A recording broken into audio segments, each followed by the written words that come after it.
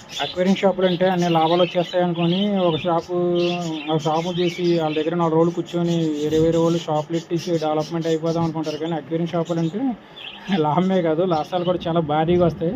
చూడండి, రాత్రి ఇది మోటార్ కలెక్షన్ ఆగిపోయింది. ఆగిపోవడం వల్ల మొత్తం ఈ ప్రత్యేకంగా మనకు పడ్డాయి 10,000 రూపాయలు ఉంటాయండి చేపలు. మనం అమ్ముకుంటే ఇంకా వస్తాయి.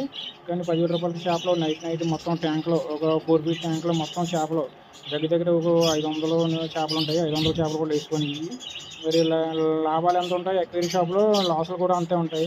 ఇది చూసుకొని మీరు షాపులు పెట్టుకుందండి. మరే షాపులు పెట్టుకొని ఎవరు కూడా ఇంటికాడ చేపలు అమ్మేస్తాను, ఎవరో షాపులు 4 షాపులు అమ్మి పెట్టుకొని వదులుతున్నారు అనుకుంటే, కానీ ఆడిని చూసి కూర్చొని 4 రోజులు ఏవో ఎంత వచ్చేస్తుంది అంత వచ్చేస్తుంది అని ఎవరికాడు పడితే షాపులు పెట్టేస్తాడు.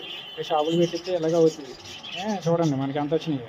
లైవ్ అండి ఇది. ఎంత లాభాలు వస్తాయి అంత కూడా భారీగా లాసులు వస్తాయి. మాకు ఒకసారి సమ్మర్లో అయితే బోట్స్ 50,000 రూపాయల బోట్స్ ఎండకు చనిపోయినాయి. ఇది ఇలాంటివి కూడా గిఫ్ట్లు అస్తమానం తగులుతూ ఉంటాయి మనకి. ఇవి కూడా భరించి లాస్ని అవి భరించే వాళ్ళే షాపులు పెట్టుకోండి. ఓకే.